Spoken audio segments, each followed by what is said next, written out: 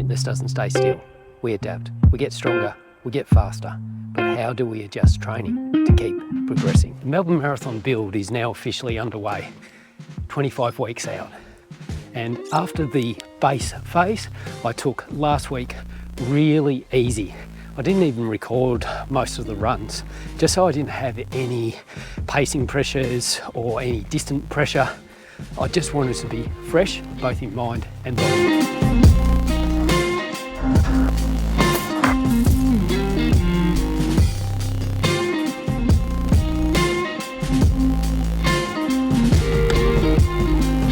...174 days to go, or day one of the marathon focus.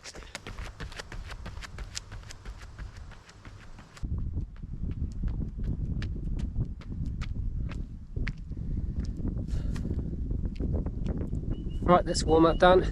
A bit over 15 minutes, about 2.5 kilometres. Started off super easy, gradually build it up, and then some faster efforts. Ready for the first pick of the menu, which is 40 minutes in my anaerobic threshold heart rate zone.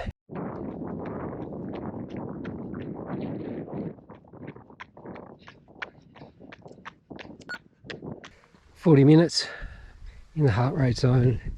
Looks like 7.3 kilometres, average pace of about 5:30 per k, or 5:29 actually.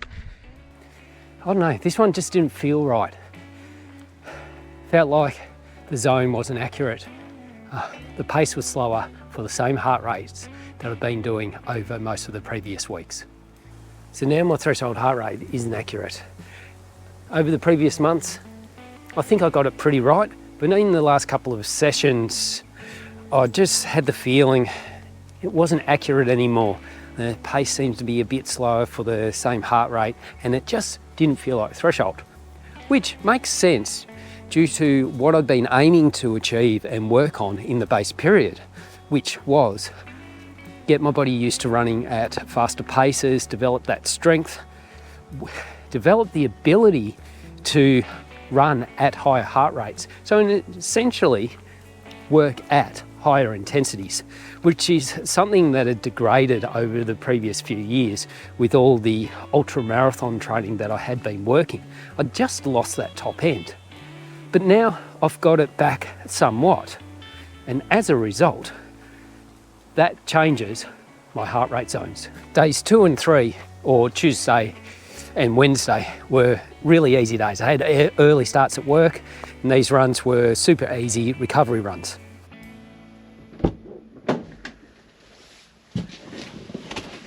Track time. Most runs begin from my house, but when I've got the time, I like to get down to the track.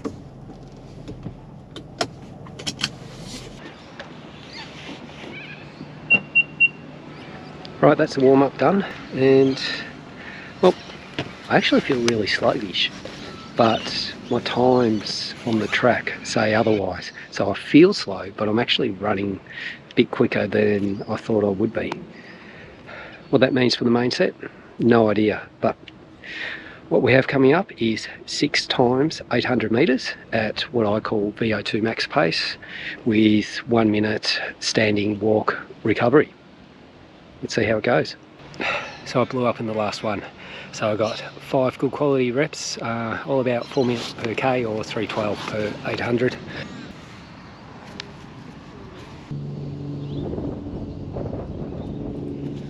Now I could go out and run a threshold test. I could do a so-called hour of power and time trial myself for the full hour and work out what my anaerobic threshold is based on that way. I could pay a few $100s to get into a lab and get the lactate testing done. I could pay the dollars for lactate meters and try the testing myself. But maybe it's because I'm lucky that I've been doing this for a very long time. Maybe it's that I've got some extra knowledge with my degree and a little bit of working in sports science for a short bit before I changed careers. But I prefer to work out my heart rate zones and training zones by other methods. I like it to be incorporated into my training.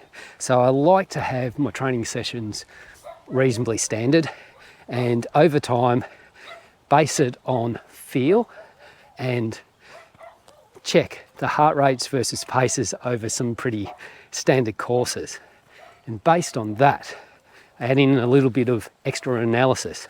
So in this case, I plug all my data into intervals.icu, which is set up to pull the data straight out of my Strava and Garmin Connect accounts automatically.